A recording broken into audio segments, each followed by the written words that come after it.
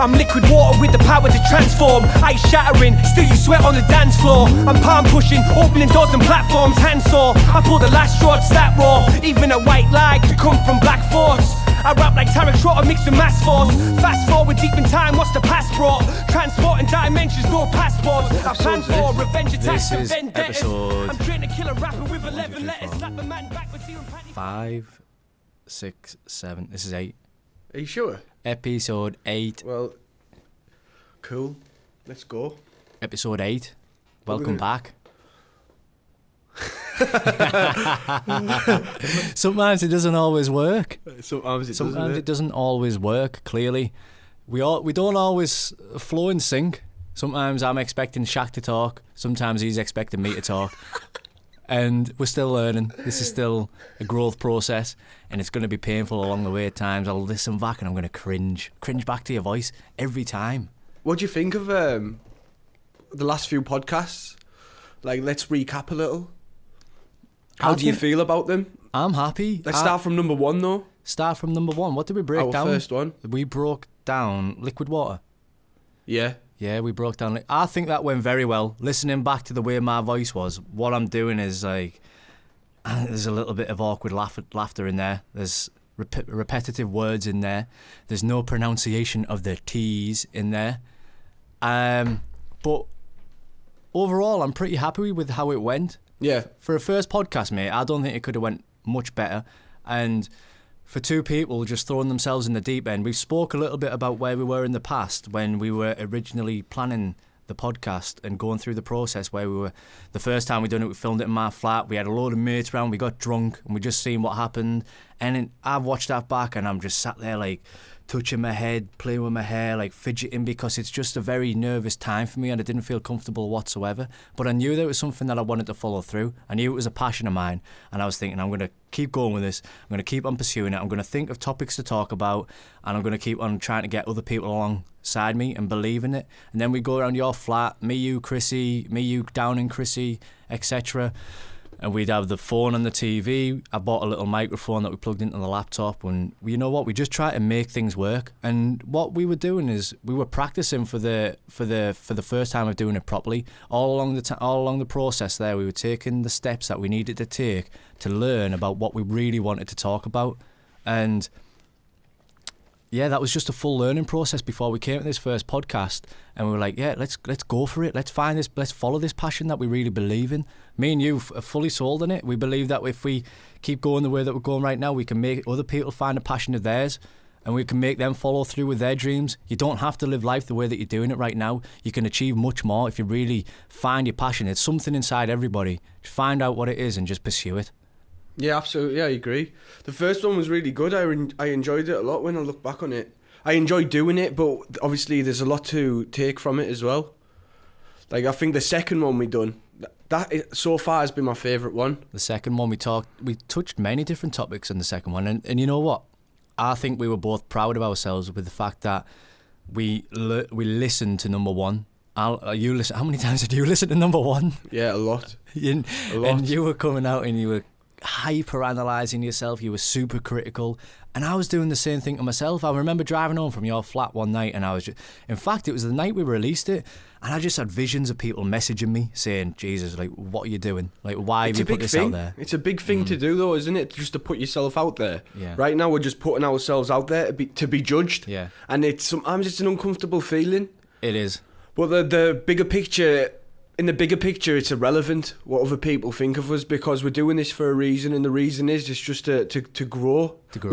We want to develop skills. We want to be able to understand certain elements of life better. Mm-hmm. And in the long run, it helps us mentally and physically. Absolutely, and emotionally as well, because I became emotionally drained at times, especially after that first podcast that we done, and I was, like I said, super critical of myself. I was listening to myself back, and I was just like, even just then, if I was to listen to this podcast back then, I'd be like, why have you just said myself twice? Why have you just said back twice? But now I'm learning. Now I'm understanding that and saying words twice, and realise it doesn't matter. It's just a word. It's just a way of me expressing myself. Yeah. But you're talking about growing there. I think for anything that you want to do in life, you got to step out of that comfort zone, and you're gonna endure pain emotionally, mentally, physically. If you really want to grow, you are gonna come across some sort of discomfort, and it's like growing pains. If you go to the gym, you can't expect to become bigger if you don't put the effort in, and if you don't feel those pains going through your body as you're training. That's the way of growing. You got to push yourself out of the comfort zone. It's the same with anything that you pursue in life. If you pursue music, if you pursue writing, if you pursue some sort of career aspiration, the only way that you're going to grow is to put yourself in a little bit of discomfort where you might not believe in yourself, and really follow it through and practice and really attain that knowledge. It could even boil down to the smaller things, just having a bit more discipline, like we were talking about earlier on today.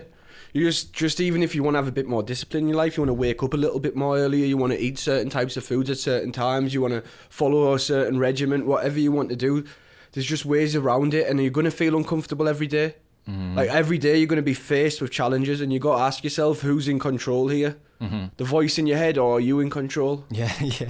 Are you telling yourself what to do, or are you just on autopilot doing whatever comes to mind at the time? A lot of the time people are on autopilot, and just something as simple as setting your alarm in the morning, and then when it goes off you hit the snooze button.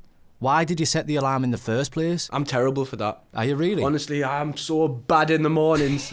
I'm terrible. I can't do it. Well, I say that, but at this present time, I just can't do it. It depends. You got to find the drive. You got to find the reason why you want to get out of bed. Why? Why? It's giving you back that freedom. On a morning, I'm there, and I've got enough time. So if I'm working, for instance, I've got enough time to wake up, get showered, get ready, and go to work. You know what, mate? You know why I think you need to get out of bed? It's your free will. There's nothing exciting me to get out of bed early. Give yourself. I tell you what's exciting about.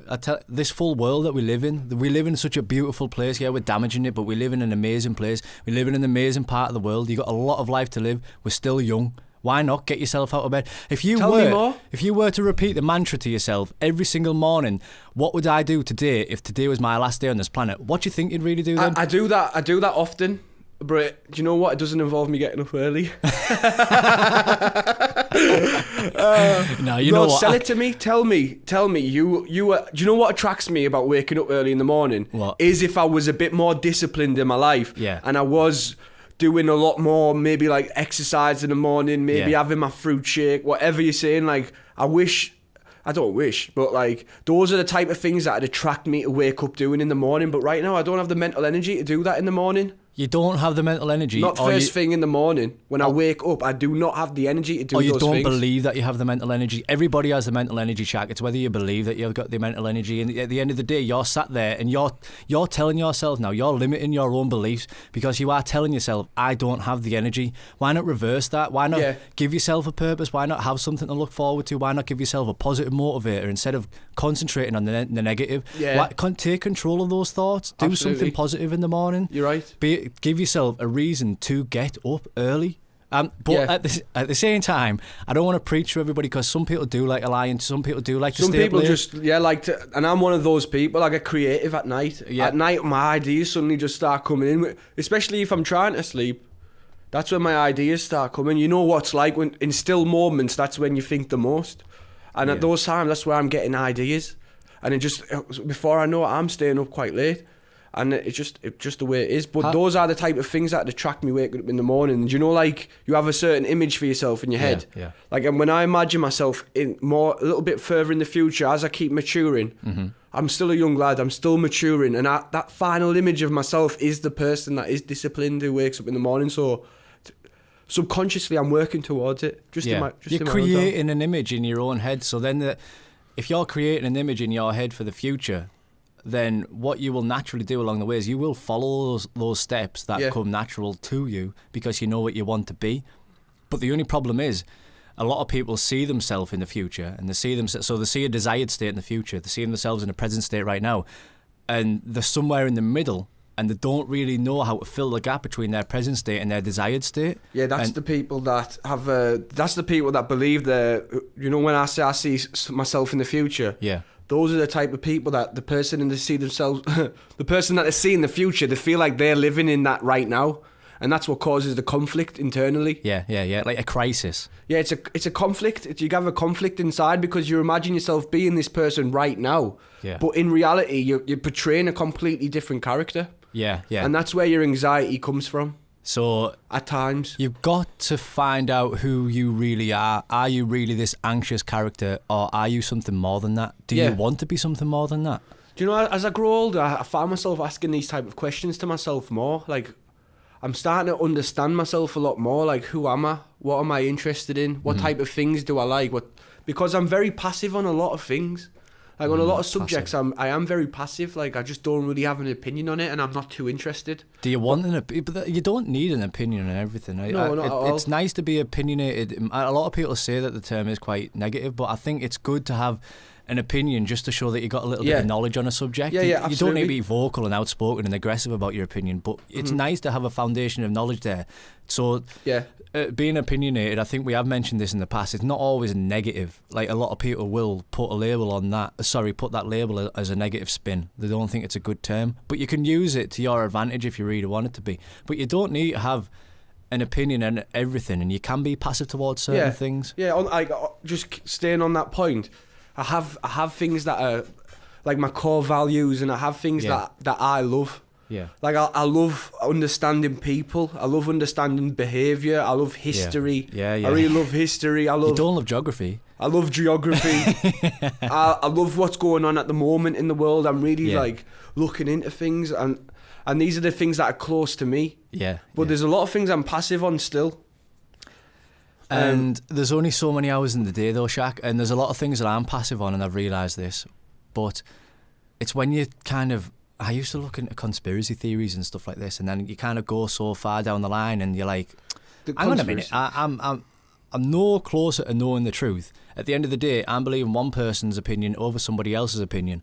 If you were to looking down one conspiracy theory route, you'll probably find somebody else who can completely disagree and give you scientific evidence against everything that they are saying. So then you kind of come to a conclusion. You're like, well, I'm no further into this, and I'm like a week into studying it, and what am I really gaining from it? So you got to really understand how much time you want to put into a certain topic or a certain subject. Sometimes you might just be wasting your time because it's completely irrelevant. Why look so deeply into conspiracy theories when there's actually important stuff that's happening in the world? Look at the wars. Look at the wars that are in conflict at the moment. Look at what we are doing abroad in foreign countries. It's not good. You can look into something like this, and it can be beneficial, and you can bring knowledge to other people that you work with, to your family, to your friends, and you can let people understand the world a little bit more instead of wasting your time on something that doesn't really matter. No, listen, these conspiracies, I mean, if you're into them, I can understand why they're fun.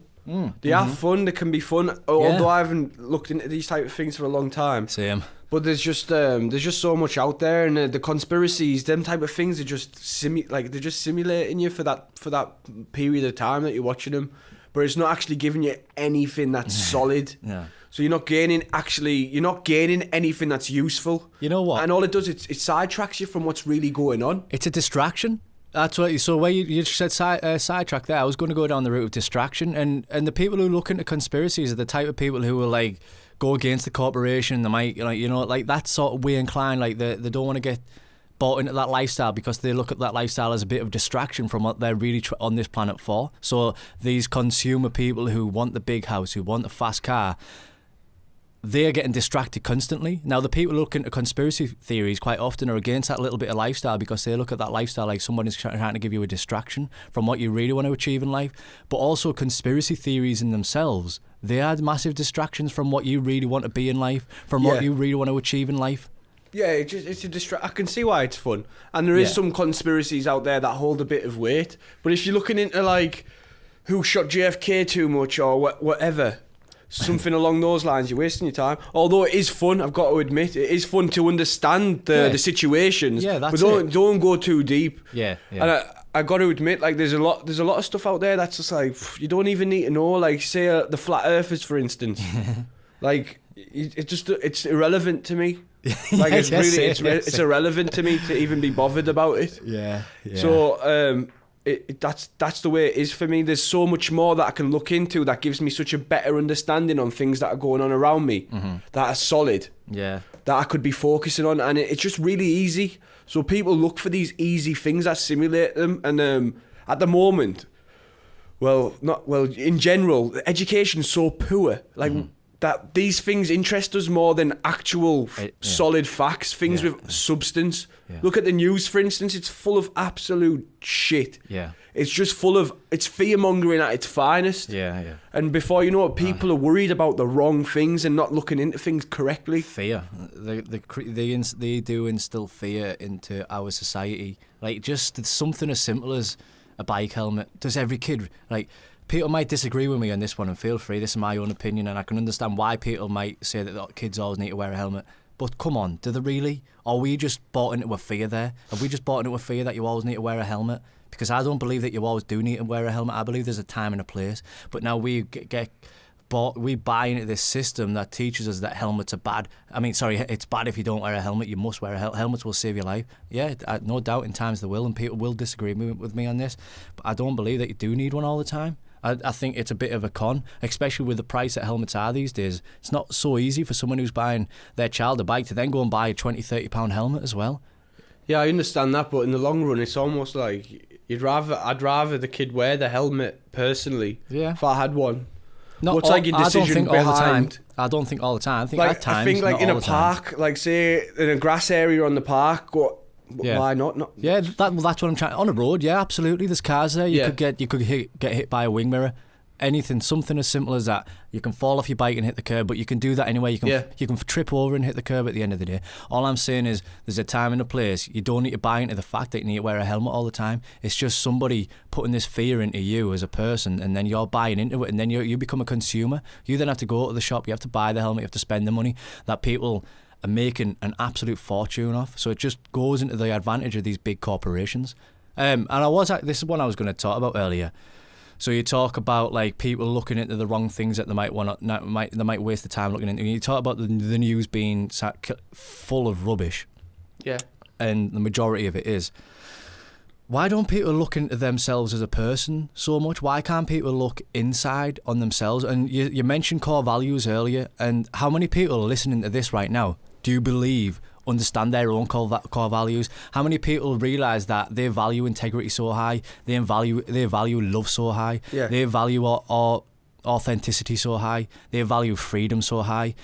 Not many people really understand that what they value most in their life, so they can't really understand the decisions that they make. Now, if you were to take a little bit of time out to yourself every day, let's say an hour, if you put an hour aside every day for personal development, personal growth, and you could learn more about yourself as a person, what you value in life, what you love, what your passions are, where your core values stand in order, so you know what comes at the top every day. So when it comes to a tough decision in life, you know what to make.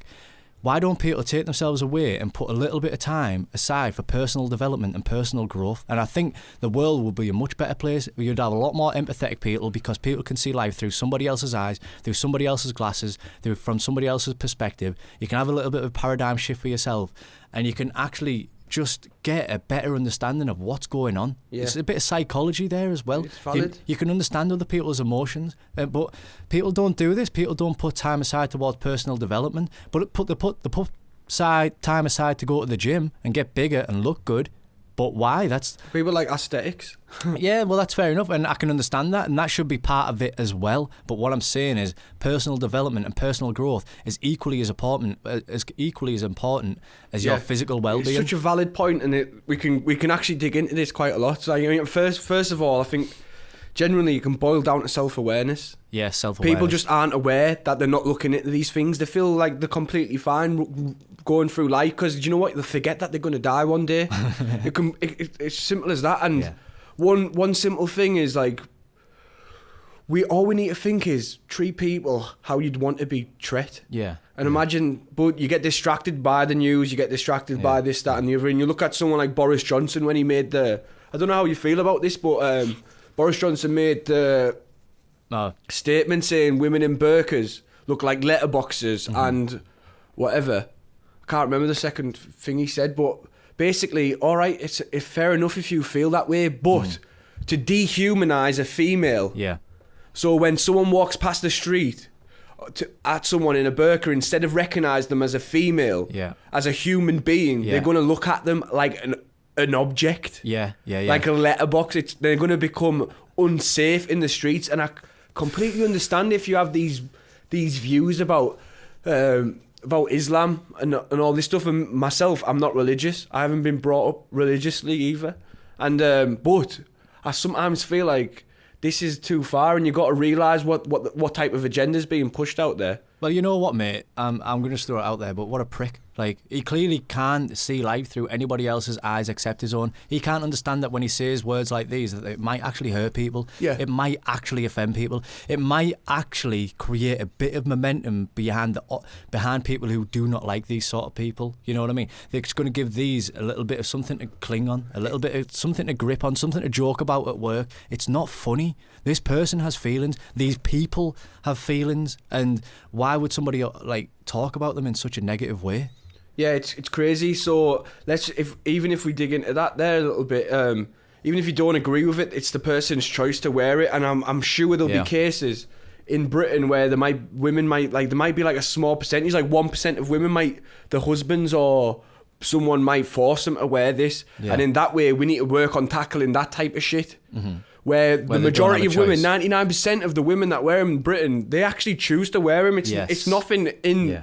There's nothing in the religious text that say you have to wear this, you know. It's a choice. Mm-hmm. It's a choice by them. And even if I agree with it or not, so I'd really, sometimes I think, well, maybe, why don't you just want to be free? Be yourself? Yeah. I think that, why don't you just want to, but to these people, to the ladies that wear these burqas and stuff, it brings them closer, they feel like it brings them closer to God. Mm-hmm. So who are we? Who are we to judge what somebody else wears? Yeah. When will that type of stuff stop? Yeah. We're being censored. If this woman feels like wearing that type of stuff, who am I? Because I feel like she should enjoy being free. Mm-hmm. Am I going to tell her to take it off? Who am I to judge what that female wears? Yeah.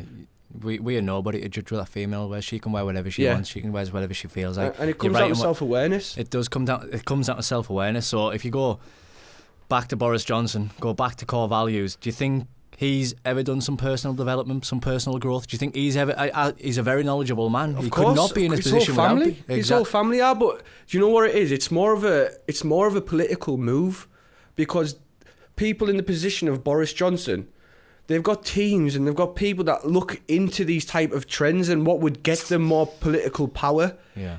By making statements like this, it's almost similar.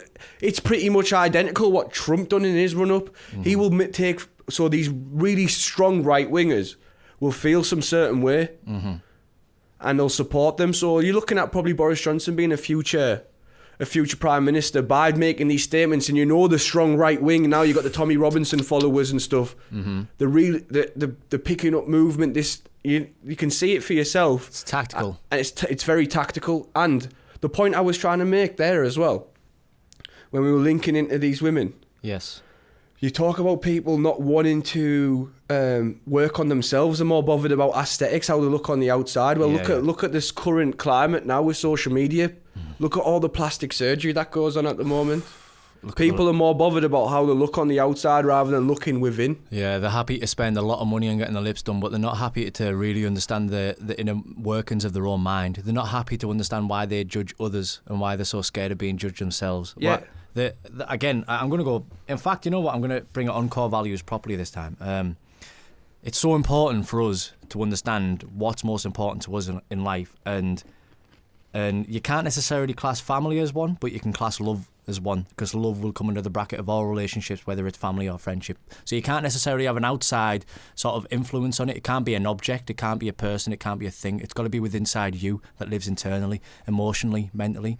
And when I was trying to understand my own core values and going through the process of really getting down to the basics of what do I value most, integrity came up there, kept on coming up there. Definitely value integrity pretty highly. And I watch a few videos on how much do you value integrity, because when you put integrity on your list of core values, you then got to go forward in life, and every decision that you make You have to put integrity into it. So if somebody comes up to you in a difficult situation and you don't want to tell the truth, let's just say your friend's in a bad situation and it would damage them to tell the truth, you then have to stick by your values because you know that is the right decision to make, and you know that if you were to lie and you were to not be truthful in that situation, that you would be sort of in conflict with your own values, and then you wouldn't feel good about yourself. So when I came to this conclusion that I want integrity to be on my list, I want integrity to be a big part of my life. The next day, finish work, you know this story, Shakk. Yeah. The next day I finish work, driving home to my flat. It's a little narrow street down the back, and there's only a few places you can park. And I was doing a Bay Park, trying to get into my parking spot. Anyway, the next thing I was like, tunk. I was like, oh, you are joking. I looked out my front left window and I'd hit a car, and I am anal with driving, so I was gutted. And I was like, fuck, I can't believe I've done that. I've just hit a car while reversing. And then instantly what came to my mind, I was like, what do I do? And I was like, I know what I have to do. I know that last night I put integrity on my list. I have to be truthful to this person. Now, I dare say a few years ago, I wouldn't be the person that would be truthful. I wouldn't be the person to stop and tell them that I just hit the car. But I also know that I would be so disappointed if somebody done it to me and they never told me. So all I done, drove round the front of my flat, climbed upstairs, got a pen and paper, wrote down my number, wrote down my name, left it on the windscreen, and left a little bit of an apology note. Came and picked you up, and I was like, I can't believe it, Shakk. I said, all these values, get this for a story, all these values I was going through last night, I put integrity on there, then this happens today. I was like, I had to write the note, I had to leave them a message. Lo and behold, half an hour later, they give me a call. I answer it, I'm like, hello, and they say, oh yeah, I've just got your message, I seen the note that you left on the windscreen. He said, honestly, it's absolutely fine, it's a little scratch, I'm just more happy that you left the note. And to me, right then, I was overwhelmed with somebody's sort of kindness. He could have easily just turned around to me and said, well, I either want your insurance details, I want you to cough up some money. And I was just so apologetic to him, and he just seemed to understand where I was coming from. And I genuinely believe that because I went through my core values and I understand where my decisions need to lie in life and what I need to do to make so I'm not in conflict with my own mind. I believe that when I went through that process and came to understand that it paid back. It paid back by me being honest. It paid back, and he phoned me and he was like, no, it's fine. Whereas if I wasn't to leave that note, I'd not necessarily karma, but I do believe that it does come round in circles, and it would come back to bite me in the ass. Yeah, it's quite possibly. You give to the world, and it gives something back in a weird and wonderful way. Yeah. You give good energy, and you get good energy back in return. You don't ask for it, you don't expect it, but you get it in some way or another. And you had a few choices there. You could have just left, like you said. You could have done that, but sometimes you're just honest, and it works in your favour. Yeah. And integrity is a massive one, isn't it? Yeah, integrity is massive. Huge. So many people, though, that they build relationships on lies, and they can't always be. It's hard to be truthful. Those conversations that we have as friends. We're all liars. Everyone lies. Even people listening to this thinking, them liars. You're a liar too. We all lie. We all lie on occasions. We do it. It's just a human nature for us to lie. I used to know some funny statistics about how often we lie. Really? Yeah, I think we lie so many times a day. Wow. Whether good or bad, it's just something that we do. You need to accept that. So anybody listening to this who knows David Goggins, I was watching a podcast with him in the past, and he said he values integrity that much that he cannot lie. And whenever he has lied in the past or recently in the past, he's had to turn around at the end of the day and look himself in the mirror and be like, why the fuck did you lie to that person? You know what he's like, why the fuck did you lie to that person? And then he would make sure that he rang up with that person no matter what the lie was, and he'd apologise and be like, I lied about this situation, I lied about it, and then give him a clear conscience. Yeah, it's good to just put it right. He's a good guy, Goggins, isn't he? Yeah, he's very interesting. Very interesting, very inspirational, mate. I take a lot of what he says and put it into play in my own life. And I think integrity is really important, but don't get it mixed up with too much pride. And pride is good in some ways. Take pride in your work, but pride also kills people. Integrity is one thing. Be honest, and have some integrity. But too much pride is very bad. Within reason, yeah. Too much pride can give you a bit of an ego boost. Absolutely. There's a lot of different ways where pride can get you down, but integrity is huge. Yeah. Remember Kurt Angle? Did you ever watch WWF? No. What was it? He had the three eyes, didn't he? Integrity, intelligence, and something else. Really? It's quite good, that, isn't it? No, it's quite Three good. eyes. Good memory recall as well. Third You're eye. right. I mean, let's stay on integrity. Us as friends, we have pretty honest conversations, and Yeah, we try to. Yeah, as a circle of friends, we try to be open and honest with each other. And sometimes your words do hurt other people. Sometimes my words do hurt other people. Sometimes other people's words hurt me. But there's no bad intentions there. All we are trying to do is be truthful, be open, be honest, and let the other person understand their flaws, so that when they are communicating with other people, they can better themselves and they can better that person as well. You can give something back. You're always learning. And there's many stages to a conversation, but one thing I came across recently, there's 4 stages predominantly to a conversation.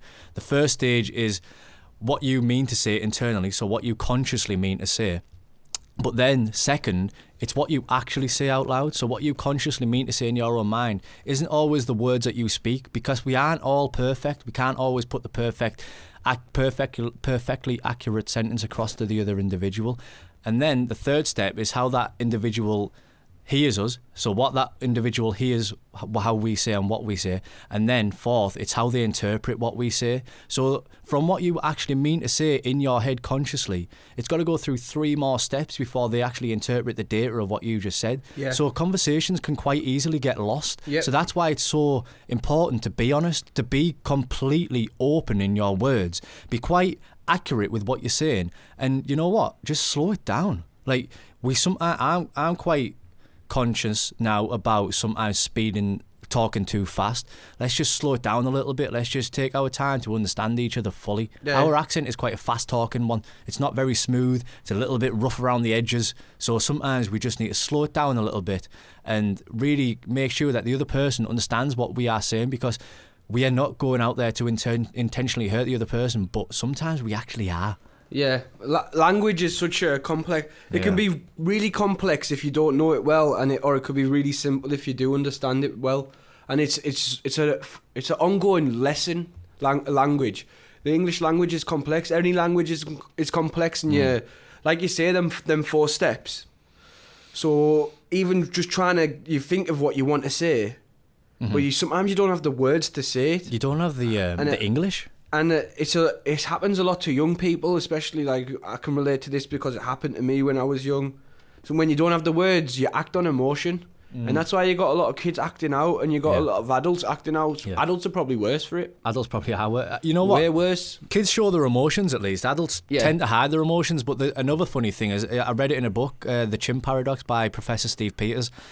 It's to do with our emotional mind, the monkey part, the chimp part of our mind. Yeah.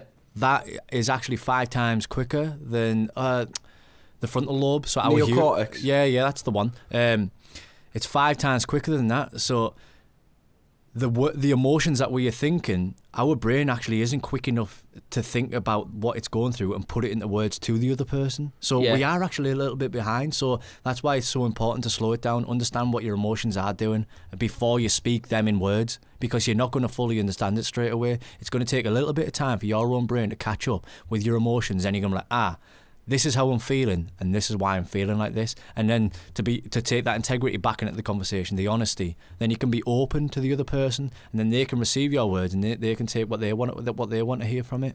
Yeah, and you know what? On a day-to-day basis, you can easily lose track of this. Yeah. And instead of acting on that initial emotion you get from a certain situation in a day, just take it back. Just go back, take some breaths. You might have a certain thing that helps you. Like, I'm sure you touched upon it before. Sometimes with me, I just concentrate on my breathing, and I think, be calm. Tom Evans actually, that's a Tom Evans guided meditation. Just breathe and just tell yourself on your in breath, be like, be calm. You know what I mean? Or vice versa. But just try it. Try it in your day, because you don't understand the mind is a frantic place. Yeah. And if you're not aware of this, get to know. So I've read 2 things recently as well. One of them, both are astronomical numbers.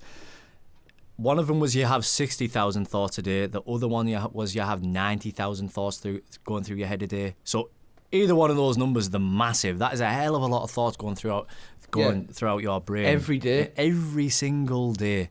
So sometimes it is important to take a step back and be like, right, which thoughts do I want to follow, which thoughts do I want to throw aside, which thoughts do I want to remember for the future. And we'll be talking about this in the walk over here. Sometimes if you get a negative thought pattern, which we all do, it's quite easy to start beating yourself up internally and questioning yourself, question everything you're doing in life. And when you go into these negative self-talk patterns where you're sort of damaging your own self-esteem, it's important to recognise these pretty quickly. The more you meditate, the quicker you will come to understand them. But when you're going down a bit of negative self-talk, the power of opposition thinking.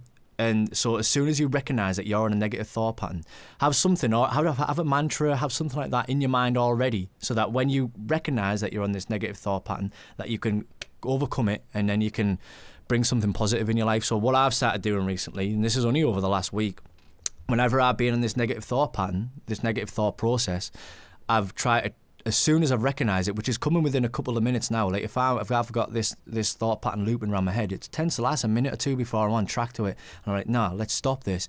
I'm going to think about the podcast. I'm going to think about something productive. I'm going to try and develop myself. I'm going to try and take me away from this negativity of my own mind right now. I'm going to try and be positive. I'm going to use it as an influencer and a motivator, and I'm going to try and learn from it. So then I tend to go through less of these negative thought patterns every day, but it goes back to people really not understanding themselves internally. I don't even think people understand that they have negative thought patterns. Like the arguments that you sometimes play out with other people in your own head, it's a negative thought pattern. The sort of thought process that you go through, like in the morning when you set your alarm to get up early, I'll just set my alarm, I'll go back to sleep. It's a negative thought pattern essentially, because you've got to go back to the original reason why you set that alarm in the first place. Get yourself up, get yourself out of bed, be motivated, be willing to grow. Growing is not easy. It is difficult. It is painful, but you've got to go through the process. Yeah. And it's about taking, like you say, you have 60,000 thoughts or whatever a day. How many was it? Between 60,000 and 90,000. So you got to really think to yourself, like, you're having all those thoughts in a day. What are you going to do? Like, what are you going to do with it? You need to channel it. No, you need to learn to. You need to challenge it. Channel it. Challenge it. You need. I was going to say challenge it. Oh yeah. You need to channel it. And it boils down to having the ability to control your thoughts. Yeah. So you want to be able to control your thoughts. Otherwise, your opinion, your thoughts are based off all this stuff, this external media, external factors, influencing your opinions. Yeah. You don't have control over that, but your opinions are based on those things. Yeah. And stuff like meditating, it gives you it helps you like just train that muscle of being able to control what comes in and out your mind. Absolutely. Because if you don't, you're going to be having thoughts going at 1,000 miles per hour. You might not even be aware of it. You're just going day-to-day life thinking it's normal to feel the way that you're feeling. Mm-hmm. But just really just concentrate on trying to being able to control your thought. Yeah. Control what you want to think about in a day. Yeah, ask yourself those questions. The more you do it, the better the neural pathways are that you make. The more grey matter you have in your own brain, which increases the sort of capability of retaining knowledge and memory. It increases all these things just to really understand your own thoughts and what's going on. But again, so to go back to the negative thought process, this is why, to me, it's so important to have a passion in life that you are pursuing, that you are following, so that if you were to sort of recognise when you're on a negative thought pattern, why not give yourself the flip factor of understanding what your passion in life is? So if you were to go away right now and you were to really question yourself, what do you value in life? What are your passions in life? Then you can really sort of channel your energy and where you want to go, and you can start to pursue this. You might not know how, but nobody knows how to in the beginning. It's a learning process. It's a long process. You've got to go through the steps. And if you can sort of understand when you're going down a negative thought pattern, but you've also found your passion, every time that you recognise that you're on that negative thought pattern, you can then flip it when you understand it and think about your passion instead. And just those little things like that will help you take control of your thoughts, help take control of your day. Yeah, and it sounds easy, but it's difficult, and it's very difficult, and it's a journey, but it's a journey that will benefit you so much more than ignoring it. Yeah. And it's massive. It's a massive thing to do, and something that helps me is when you do wake up. When I eventually do wake up in the day, I think to myself, what do I want to gain from this day? Like, what do I want from this day? Yeah. Like, what do I want to give, or what do I want to take? And then that sets me up for the rest of the day. Yeah. And it just puts things in perspective. Yeah. Because you just wake up and you're on autopilot. Yeah. Your brain doesn't like to just... It likes to be comfortable, and when you're not comfortable, it's like a shock to the system. It's like a massive shock to the system at first, but you just got to get yourself out of autopilot, and it's an ongoing journey for me and for you and for anyone that's listening going through it. It's a lifelong journey. It's a lifelong journey. You're never going to master it. You're always going to be learning about yourself because your thoughts are always going to be changing. You're always going to be growing. You're always going to be developing. But it's a lifelong journey that you want to commit to instead of a life of comfort. You don't want to sit on the settee every night not achieving very much. You want to push yourself. You want to pursue that passion. And you're saying like there, it's like a slap in the face. So to go into throwing yourself into a discomforting situation, I'll talk about open water swimming. For me, I just find it so painful when you throw yourself in that cold water and you're sticking your head under and you're like, this is not nice, but I know that every time I'm doing it, I'm growing through the discomfort. I'm growing by pushing myself out of the comfort zone. And when you put your head under the water and you're like, this is cold, and then you come up and then all of a sudden you start, like, that's when your mind starts playing tricks on you and you're swimming in the water. You could be on your own. The last time I done it, I was in the lake swimming to an island and back, and I was like swimming in the water, and all of a sudden my mind starts playing I don't know if anybody listening to this is an open water swimming thinking, shut up you fanny. But my mind plays tricks on me when I'm in that water. I don't have a clue what's underneath me, but anything underneath me knows exactly what's above it. They can see me, but I can't see them. In reality, there's probably nothing there, but in the sea, there could be a seal, there could be anything, there could be jellyfish. They all know that I'm there. So I'm constantly battling this fear whenever I'm doing open water swimming, thinking, Jesus, what's going to pop up, what's going to pop up, what's going to pop up? And it goes back to this thing, like control your thoughts. Think about how irrational that fear is that you built up in your own mind. Think about how irrational that image is. There's not going to be Loch Ness coming up from underneath me, but at that moment in time, mate, that's very possible. It could happen. I almost assume that it will happen. It's almost as though every time I go open water swimming, I'm expecting not to come back out of the water. It's ridiculous. But it's one of those things that to throw yourself into a discomforting situation, you are going to grow and you're going to learn a lot about yourself. That's where you will learn, and you're never going to fail. You're just going to learn. Yeah, I absolutely agree. I think you just can't help feeling that type of thing. But a lot of our fears are rational. Yeah, they are. A lot of them are rational. And it just comes down to, like, you just don't want to waste, like, your brain's telling you not to waste energy. Yeah. It's like, just wants you to reserve this stuff. It's like survival. Like, we're built on survival. The reason we've evolved is because of survival. We've learned to survive, and that's why we are who we are today. As humans, what would you rather do? DNA. Would you rather survive or would you rather thrive? Do you value freedom or do you value security? People who value security, they want to survive. People who value freedom, they want to thrive. They want to get out there. They want to do something with their life. They want to experience all walks of life. They want to know what's going on in their own minds. They're willing to push themselves out the comfort zone. They're willing to take the chance. But the people who value security, people who want to guarantee they're getting a paycheck at the end of the month, mate, they might not necessarily want that. No. It's a tough one. There's a lot of people that want to do so much as well, and they're living paycheck to paycheck. They're living from payday to payday, aren't they? And there's probably a lot of they want to do, and they're sat there now thinking, why am I doing this? Why can't I do it? And it comes down to money. They don't have the money to do it. Yeah. And they could maybe save up the money, but it could take them a long time, and it knocks your motivation a lot.